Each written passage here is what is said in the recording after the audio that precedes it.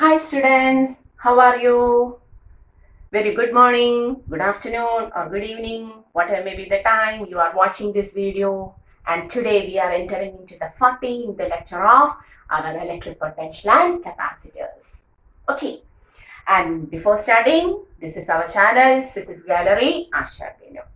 Okay, and today's topic, we are going to find some energy which is stored in the capacitor. So tell me, what is a capacitor? What is a capacitor? It is a device which is used to store DC charges. And when charges are stored, what happens? What happens? In order to store charge, we have to do some work.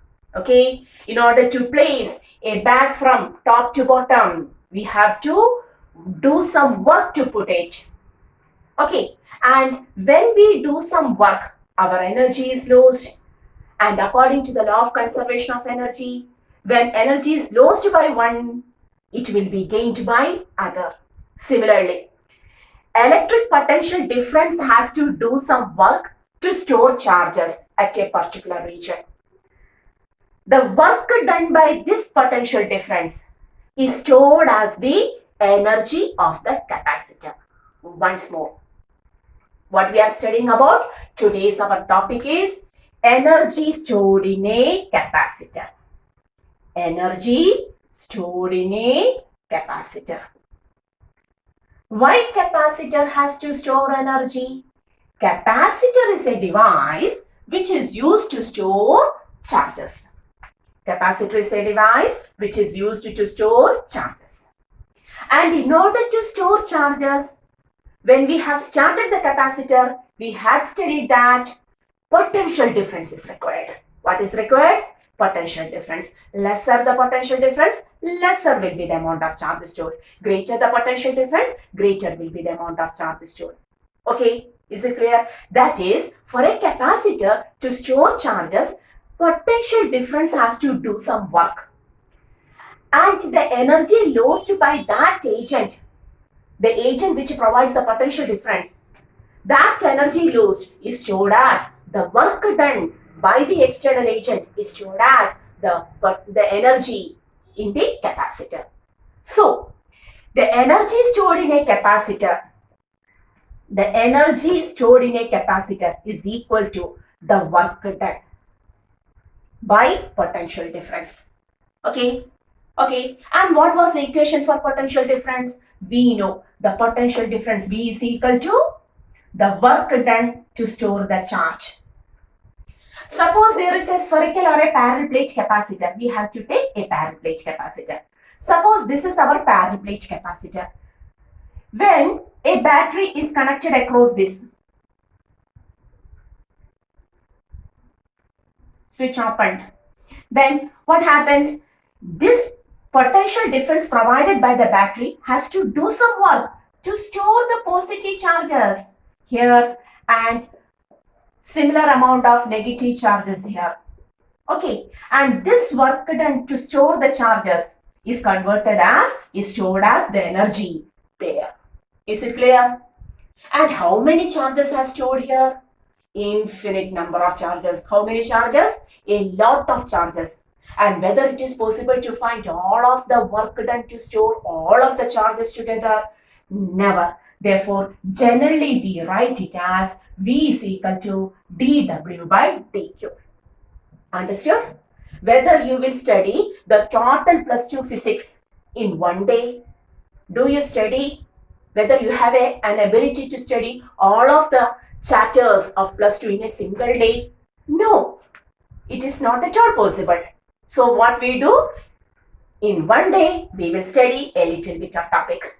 The next day, we follow the study. In the next day, that is, we add up the amount of study. And finally, we attend our exam. In the same way, whether we can find the work done to store this total amount of millions and millions and millions or infinite amount of charges at a particular time? No. So for that, we have to take a small work done dW. to store the charge dq by using the potential difference V. Is it clear? Is it clear? So, we know the potential difference is the work done to store the charge. But we cannot find the total work at a time to store all of the charges. For that, we will do dW by dQ. That is, we will find the work done to store a little bit of charges dQ by providing a potential difference. And in the next step, to find the total work done, we just integrate this. Okay, that is, we are going to find the work done. We are going to find the work done. So dW is equal to V into dQ. No doubt. Total work done is equal to integral of V dQ.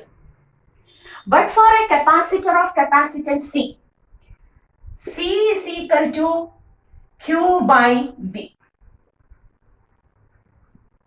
Or V is equal to Q by C. From this equation, C is equal to Q by V. We can write V is equal to Q by C.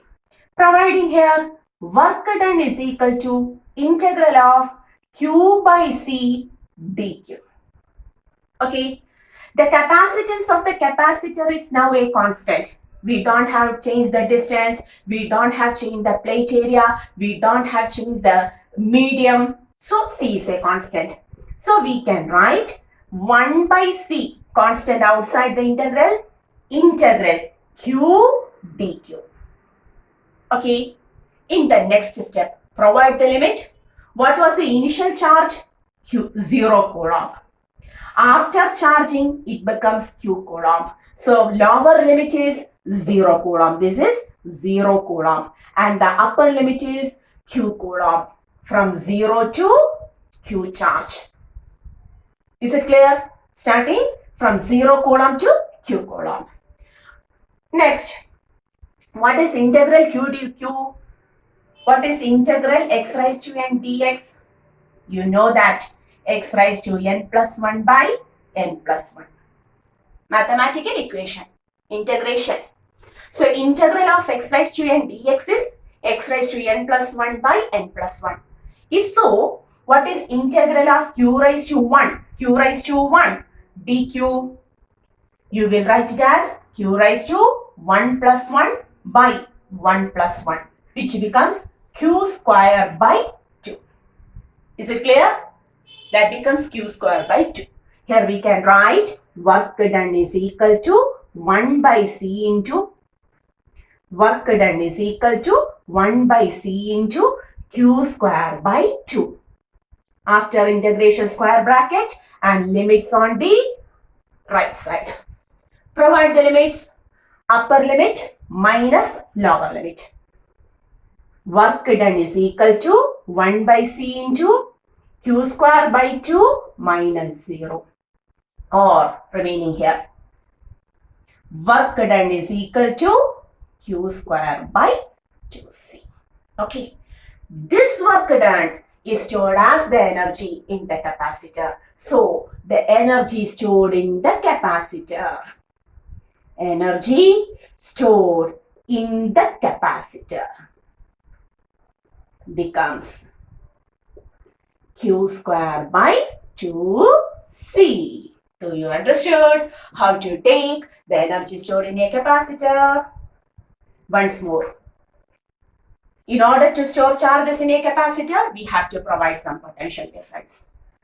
Potential difference is the work done to move or to store charges in a capacitor or from one point to another point. So that work done results in the loss of energy in that external agent. But according to the law of conservation of energy, energy can neither be created nor be destroyed, but can be transferred from one body to another body. The energy lost by the potential difference or the external agent which provides the potential difference is stored as energy in the capacitor. Because the external agent has done work in order to store the charges in the capacitor. So, the energy stored in a capacitor is always equal to the work done. So, we have to find the work done. But we know the potential difference is work done to bring the charge Q, W by Q. But it is not at all possible to find the total work done to store all of the charges. So at first, we have to take dW by dQ. From that, dW is equal to V dQ. In the next step, W is equal to integral of V dQ. C is equal to Q by V, therefore V is equal to Q by C. These are some necessary things which are required for here. Okay. So C is equal to Q by V, therefore V is equal to Q by C. Substituting Q by C dQ. C constant, 1 by C integral Q dQ. From where? From 0 coulomb to where? The total number of charges, capital Q. What is integral Q dQ? Do you know how to integrate? Mathematical integration. Integral of x raised to n dx is x raised to n plus 1 by n plus 1. Therefore, integral of q raised to 1 dq is q raised to 1 plus 1 by 1 plus 1, which is equal to q square by 2. Integrating q square by 2. Limits on right side 0 to q. Providing the limits, upper limit minus lower limit. Lower limit is 0, so it is 0. Therefore, the work done becomes q square by 2c, and this work is stored as the energy in the capacitor, energy between the plates of the capacitor, which is equal to q square by 2c. Okay, is it clear? Pause the video, take the notes. Okay, so our time is over. Hoping you have written all of this. Okay, so what is the energy stored now? What is the amount of energy stored now? It is equal to q square by 2c. It is equal to q square by 2c. Okay, so the energy stored.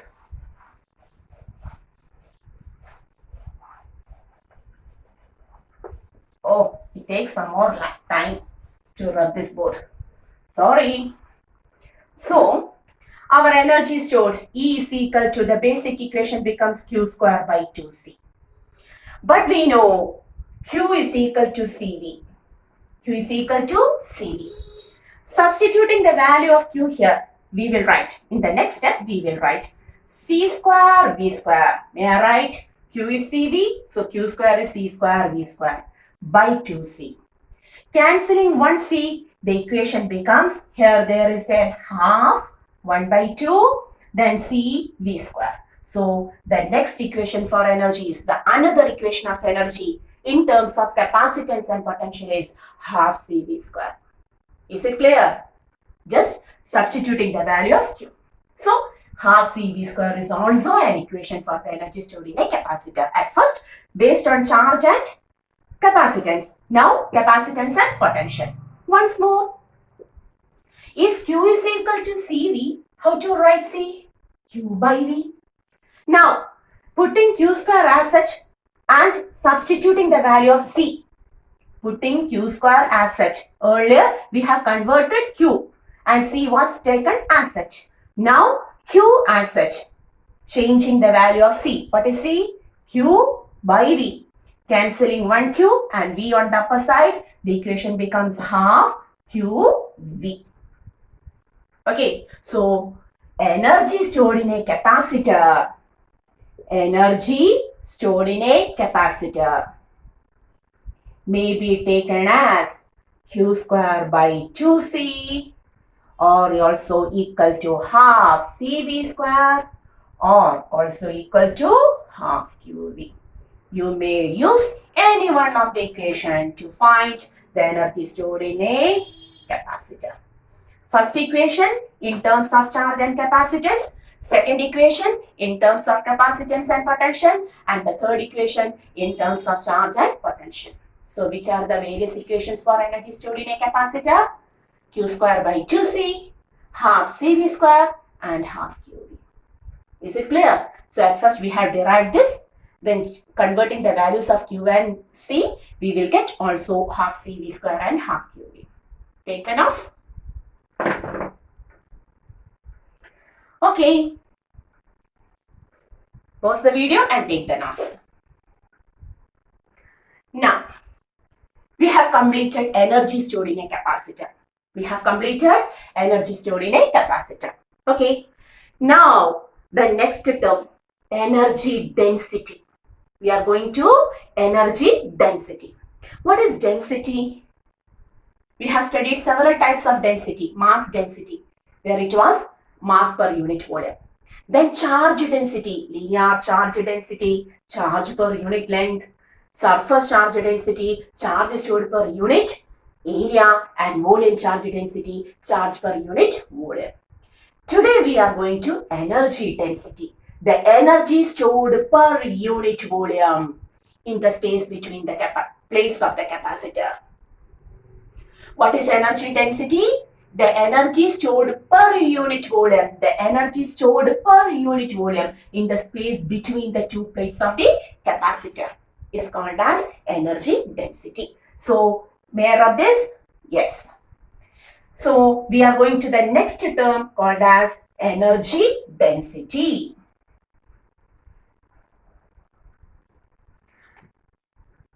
Energy density. Define it. It is the energy stored per, you may write, it is the energy stored per unit volume of the space in between the plates of a capacitor. So, energy density may be written as energy per unit volume. And there are various equations for energy. Q square by 2C, half CV square, half QV. You may use any equation. Now I am using the equation half CV square. May I use energy? There are three equations. I am using half CV square by volume. This is volume. Okay, by volume. Next step. Suppose we are taking a parallel plate capacitance. We are taking a parallel plate capacitor. We will write the capacitance of a parallel plate capacitor is, tell me, I have to hear, what is the capacitance of a parallel plate capacitor? Yes, it is epsilon 0 A by D. What was the capacitance of a parallel plate capacitor? Epsilon 0 A by D. This is potential square. And this is volume. What is the volume in between these plate? Plate area was A and the distance between the two plates was D, which we have discussed already in the parallel plate capacitor. So, volume may be taken as A into D. Understood? Half capacitance of a parallel plate capacitor because it is commonly taken. Then this is potential. This is not volume. A never cancel this V and this V. This is potential difference and this is volume. Okay. So, potential difference square. Then the volume between the plates of the capacitor A into D. Now, we can cancel this A. And in the next step, we will write half epsilon 0. Here there is V square. And here there is D square. Okay. Do you know this value? What is V by D? We have studied electric field intensity is the negative potential gradient. We have written like this, dV by dl. If total V and L are given, we have written like this, dV by dl. If total V and L are given, minus V by L. Okay, so there is V square by D square, which may also be written as half epsilon 0 V by D the whole square. Put a minus sign also. Is there any change? Minus V by D, the whole square is V square by D square itself. That means, what is that term? It is the electric field intensity. It is the electric field intensity. Now we can write the equation for energy density as half epsilon 0 E square.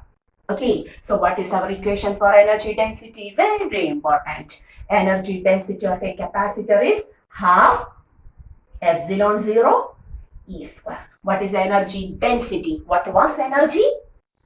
Half CV square, half QV, Q square by 2C. You may use any equation. And what is energy stored per unit volume? Energy density, it is equal to half epsilon 0 E square. And one more thing, we here taken the capacitance and volume of a parallel plate capacitor. That's why we have taken epsilon 0 A by D and also A into D. Okay. So whether this equation is possible only for parallel plate capacitor, whether the equation for energy density is taken, this equation is taken only for a parallel plate capacitor, whether this equation is possible for a spherical capacitor, for a cylindrical capacitor. Is it clear? Can you use this equation to find the energy density of another capacitors also? Yes, why not? Whether the equation contains any quantity which shows the shape of that capacitor, half, whether it expresses the shape, epsilon 0, it is the permittivity of free space. Okay, whether it represents the shape, area of a sphere, cylinder, or a parallel plate capacitor, anything. Electric field intensity, that is provided by the potential difference. Okay, so for any capacitor, even though we have proved it by using a parallel plate capacitor, which we have to study, that's why we have taken this parallel plate capacitor. For any capacitor, the energy density is half epsilon 0 E square itself. Is it clear? So today we have completed the energy stored in a capacitor and also the energy density of a capacitor. Is it clear? Pause the video, take the notes.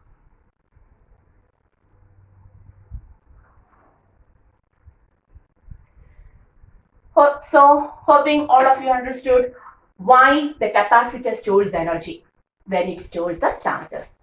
Because when a capacitor stores charges, an external agent has to do work to store the charges in the capacitor.